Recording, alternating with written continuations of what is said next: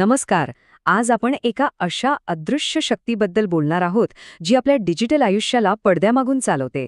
चला या डिजिटल कंडक्टरची म्हणजेच आपल्या ऑपरेटिंग सिस्टमची खरी ओळख करून घेऊया. कधी असा विचार केलाय का की एकाच वेळी आपण गेम खेळत असतो, बॅकग्राऊंडला गाणी सुरू असतात आणि मध्येच कसले तरी नोटिफिकेशन्स पण येतात. हे सगळं एकाच वेळी एवढं सुरळीतपणे कसं काय होतं? या सगळ्या गोष्टींचं व्यवस्थापन करतं तरी कोण? तर ह्या सगळ्या मागचा जादूगार आहे ऑपरेटिंग सिस्टम किंवा OS. सोप्या भाषेत सांगायचं तर तो आपल्या कम्प्युटरच्या डिजिटल ऑर्केस्ट्राचा एक मास्टर कंडक्टर आहे. हे एक असं महत्त्वाचं सॉफ्टवेअर आहे जे कम्प्युटरच्या सगळ्या हार्डवेअर आणि सॉफ्टवेअरला सांभाळतं. म्हणजे आपल्या आणि मशीनच्या मधला एक महत्त्वाचा दुवा. बरं, मग आता आपल्याला कळलंय की OS काय आहे, पण त्याचं काम नक्की काय? चला ह्या कंडक्टरच्या पहिल्या आणि सगळ्यात महत्त्वाच्या कामाकडे वळूया, म्हणजे कलाकारांना सांभाळणं. इथे प्रत्येक ॲप किंवा प्रत्येक टास्क हे एका कलाकारासारखं आहे आणि ह्या सगळ्यांना एकदम शिस्तीत सांभाळण्याचं काम हा कंडक्टर करतो. तर मग हे प्रोसेस आणि थ्रेड म्हणजे नक्की काय? बघा, हे सोपं आहे. प्रोसेसला समजा ऑर्केस्ट्राचा एक अख्खा विभाग, जसं की व्हायोलिन वाजवणाऱ्यांचा गट, त्याची स्वतःची एक मेमरी असते. आणि थ्रेड म्हणजे त्याच विभागातला एकटा दुकटा कलाकार, तो विभागाचीच मेमरी शेअर करतो.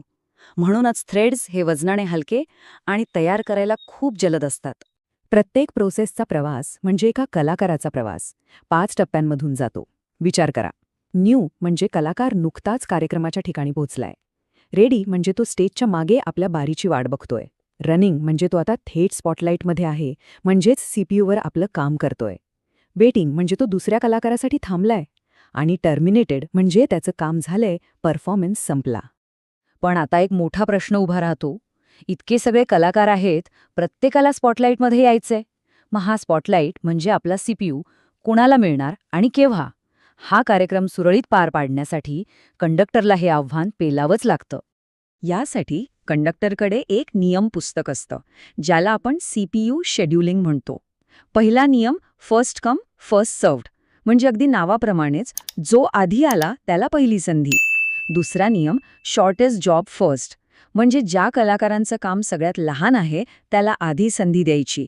आणि तिसरा राऊंड रॉबिन, यात प्रत्येकाला थोडा थोडा वेळ दिला जातो, जसं की प्रत्येकाला 10-10 सेकंदाचा सोलो परफॉर्मन्स. चला आता बघूया कंडक्टरची दुसरी मोठी जबाबदारी. ती म्हणजे स्टेज आणि संगीत पत्रकांचं व्यवस्थापन करणं, म्हणजेच मेमरी आणि फाईल सिस्टीमला सांभाळणं. मेमरीची रचना एका पिरामिडसारखी असते. एकदम टोकावर सगळ्यात वेगवान काय असेल? CPU registers. हे म्हणजे कंडक्टरचा मेंदूत जणू, जिथे सगळ्यात महत्त्वाची माहिती असते. त्याच्याखाली येते कॅशे मेमरी, म्हणजे त्याच्या म्युझिक स्टँडवर ठेवलेली नोटेशन्स. त्यानंतर येते रॅम, जी बॅकस्टेजमधल्या मोठ्या लायब्ररीसारखी आहे. आणि सगळ्यात शेवटी तळाशी आहे आपली हार्ड डिस्क, एक प्रचंड मोठा आर्काइव्ज, जे खूप मोठा आहे पण थोडंसं हळू. पण इथे एक मोठा घोळ होऊ शकतो. विचार करा, जर स्टेजवर सगळं सामान अस्ताव्यस्त पडलेलं असेल तर गोंधळ उडेल, जागा वाया जाईल. बरोबर, याच समस्येला तांत्रिक भाषेत म्हणतात फ्रॅगमेंटेशन. आणि हीच मेमरी मॅनेजमेंटमधली सगळ्यात मोठी डोकेदुखी आहे.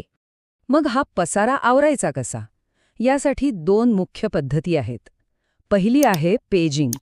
यात कसं होतं की सगळी संगीतपत्रकं एकाच साईजच्या फाईल्समध्ये ठेवली जातात. आणि दुसरी आहे सेगमेंटेशन.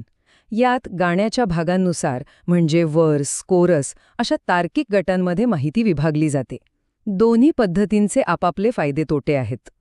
आणि आता बघूया OSची एक सगळ्यात भारी जादू, व्हर्च्युअल मेमरी. ही कंडक्टरची एक अशी चालाक युक्ती आहे जिथे तो डिस्कच्या अफाट जागेचा वापर करून रॅमला खूप मोठी असल्याचा एक भ्रम निर्माण करतो. यामुळेच आपल्या छोट्याशा रॅमवर सुद्धा आपण मोठमोठे प्रोग्राम सहज चालवू शकतो. आता आपण वळूया कंडक्टरच्या एका अशा कामाकडे जिथे चूक झाली तर सगळा खेळच बिघडू शकतो. हे काम आहे डिजिटल गोंधळ टाळण्याचं, म्हणजे डेडलॉक आणि सुरक्षेचं. डेडलॉक म्हणजे नेमकं काय? अहो, हे म्हणजे संगीतकारांमध्ये झालेले एक भांडणच समजा.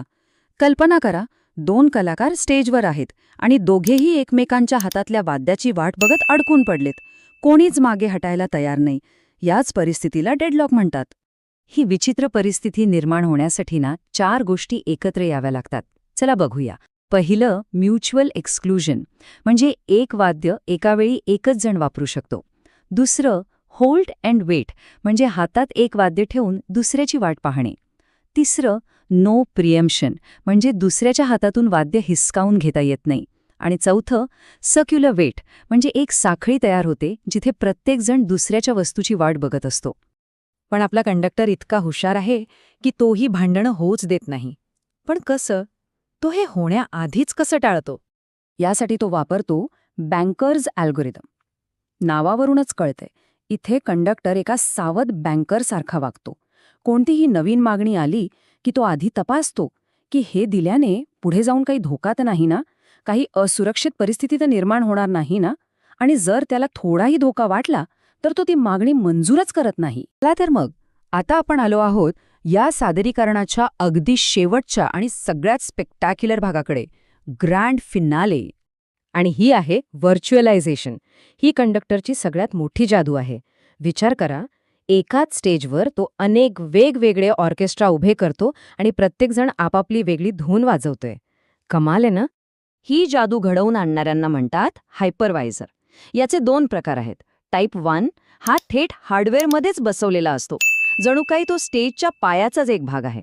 आणि दुसरा टाईप 2 हा एका पाहुण्या कंडक्टरसारखा असतो, जो दुसऱ्या ऑपरेटिंग सिस्टीमवर एका ॲप्लिकेशनसारखा चालतो. तर आज आपण पाहिलं की हा डिजिटल कंडक्टर आपल्या डिजिटल आयुष्यात किती महत्त्वाची भूमिका बजावतो. पण जाता जाता एक विचार मनात येतो की जर एक कंडक्टर एकाच वेळी अनेक ऑर्केस्ट्रा सांभाळू शकतो, तर मग या सगळ्या कंडक्टर्सना सांभाळण्यासाठी जेव्हा एका नवीन महाकंडक्टरची गरज पडेल, तेव्हा काय होईल?